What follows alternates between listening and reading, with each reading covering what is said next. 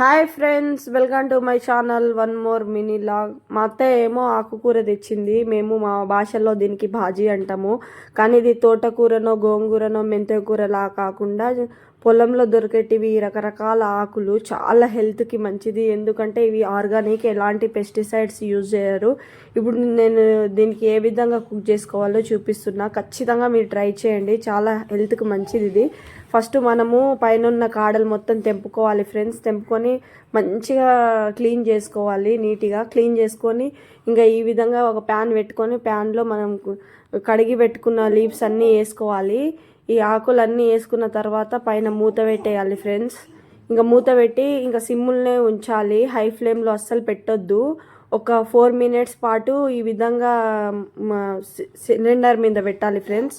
తర్వాత ఓపెన్ చేసి చూస్తే నేను చూపిస్తున్నా కదా, ఆ విధంగా అయినప్పుడు ఆఫ్ చేసేయాలి. ఇంకా ఆనియన్స్ అండ్ చిల్లీస్ ఈ విధంగా కట్ చేసుకోవాలి. ఇంకా మనం ఎప్పుడైనా ఆకుకూర కుక్ చేసేటప్పుడు ఇట్లా పొడవున కట్ చేసుకుంటేనే ఫ్లేవర్ సూపర్ ఉంటుంది, టేస్ట్ కూడా చాలా మంచిగా ఉంటుంది. ఇంకా నేను చూపిస్తున్నా చూడండి ఫ్రెండ్స్, ఈ విధంగా కట్ చేసుకోండి. ఇంకా తర్వాత అదే ప్యాన్లో ఇంకా ఆకుకూర మనము అది ఆల్రెడీ ఉడికించుకున్న దానికి సపరేట్ చేసేసి అదే ప్యాన్లో తగినంత 2 spoons ఆఫ్ ఆయిల్ వేసేస్తున్నా. ఇంకా అందులోని కొంచెం జీరా, పోస్తు గింజలు వేసేస్తున్నా. నాకు మినపప్పు వేయడం అంటే, పప్పు దినుసులు వేయడం అంటే చాలా ఇష్టం. మీరు కూడా వేసుకోగలరు, ఎందుకంటే చాలా బాగుంటుంది.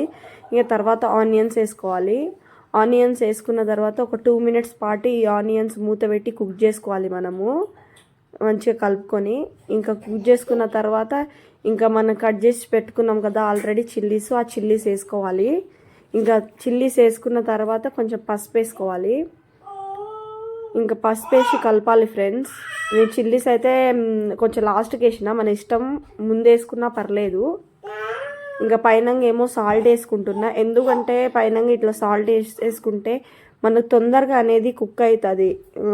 అంటే మనం వేసుకున్న టమాటాలు అయినా ఉల్లిగడ్డలైనా తొందరగా కుక్ అవుతుంది, అంత టైం పట్టదు. కానీ ఈ కర్రీ చేసేటప్పుడు మాత్రం సిమ్ముల్నే పెట్టి చేయాలి, హై ఫ్లేమ్లో మాత్రం అస్సలు పెట్టొద్దు.